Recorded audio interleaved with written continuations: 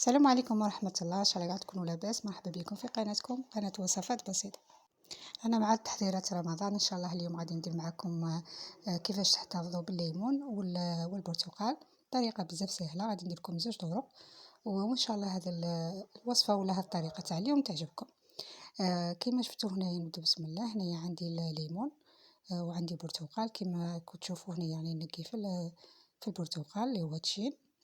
القشرة هذه الفوقانية غادي نجفوها، غادي نحتفظوا بها، وتقدروا ثاني طيبوها. عندكم الاختيار، تقدروا طيبوها ولا ديروها تيبسوها ومن بعد تطحنوها وتستعملوها. هنايا غادي نقلعوا هذه القشرة ومن بعد غادي نقلعوا ثاني القشرة هذيك البيضاء. هذيك القشرة البيضاء هي اللي تعطينا المرورية في الجو تاعنا كي نديرو جي.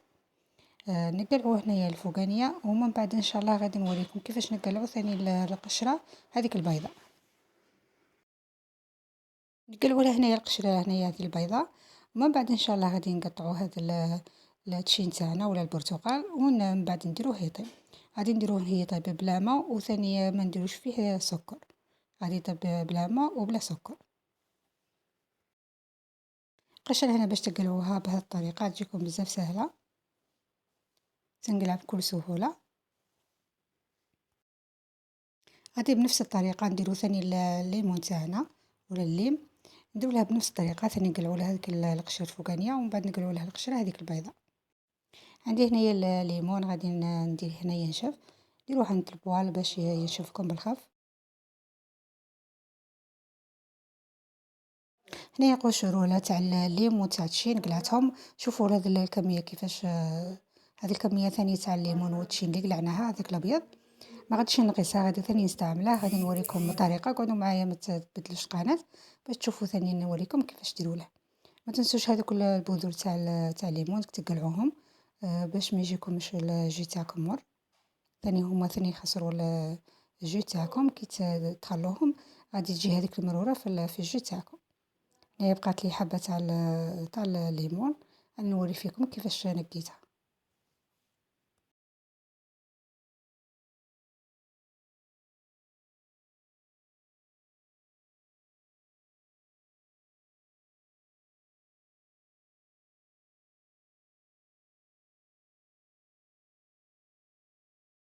وهنا الليم تاعنا راه واجد ولا وتشين. هنا غادي نقطعهم كيما هكا الطريقه.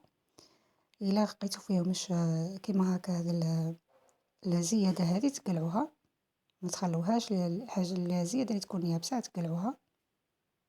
غادي نقطعهم ونديرهم على النار، نقصوا للنار وخلوهم يطيبوا ومن بعد ان شاء الله غادي نطحنهم.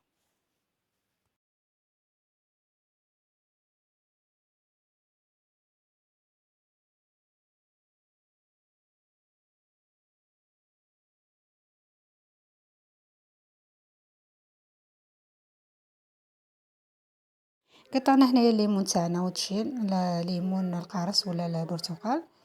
هنايا كيما شفتوا هذيك الزريعه قلعتها كاع كيما تشوفوا، الزريعه كاع تقلعوها. وثاني كي تكونوا طيبوا فيه غادي هذيك الزريعات الا خليتوش زريعه نتاع التشين ولا تاع الليمون غادي تطلع لكم كي يقعد يطيب. تقلعوها ما تخلوهاش. وهنايا باش يطيب لكم بالخف هنايا غادي نطحنه قبل ما نطيبه. نطحنه وتقدروا تطيبوه قبل. الطريقه هذه ساعدتني. هنايا طحنته قبل كيما شفتوا ومن بعد عاد نديره يطيب. غادي نغطي عليه ونديره يطيب ومن بعد غادي القشور هنايا اللي قعدوا لي من الليمون ولا وتشين. هنايا غادي ندير الماء ونديرهم هنايا في الماء ونخليهم. ريحتهم راها بزاف شابه. نغسل بهم المواعين ولا تسيقوا بهم ولا تغسلوا بهم ثاني للزاج. يعطوا لمعان الفزاج ولا ثاني كي تغسلوا المواعين ثاني المواعين تاعكم يتنقوا. انا درت هذه الطريقه بغيت نفيدكم بها. نقوا لي المواعين غايه وثاني كي سيقت به ثاني الارضيه قعدت صافيه وقعدت المنظر تاعها شباب. هنايا كي طاب لنا هنايا قلعتها من النار وراني نعاود نطحن فيه. هنايا راني نوريكم في الزريعه. شوفوا الزريعه تقلعوها، غادي تطلقوا الزريعه كي يكون يطيب غادي هذيك الزريعه تطلع لكم. نطحنوه هنايا ونعاود نصفيه. هنايا طحنته وعاود صفيته. كي صفيته ثاني عاود لقيت زريعة صغيرة، من الأحسن تصفوه. وهنايا تحتفظوا به، ديروا به التحلية تاعكم في رمضان، ولا ديروا به الجي، ديروا به أي حاجة تبغوا ديروها. وهنايا هذا الليمون وتشين كيما شفتوا هنايا درتهم ينشفوا. هنايا كي يبسوا ليه هنايا بشرط هنايا تيبسوهم مليح باش ما يخسر لكمش. وديرهم هنايا في هذا القرى وتخلوهم غير لبرا، ما ديروهمش في الفريجيدار. وتحتاجوهم كي ديروا التحلية تاعكم ولا ديروا كيكة ولا تزينوا بهم. وثاني تديروهم ثاني في وسط الكيكة، تقدروا ثاني تطحنوهم وديروهم في الكيكة. انايا بغيتهم يكونوا هكا، ومن بعد الا بغيتو نطحنهم نطحنهم.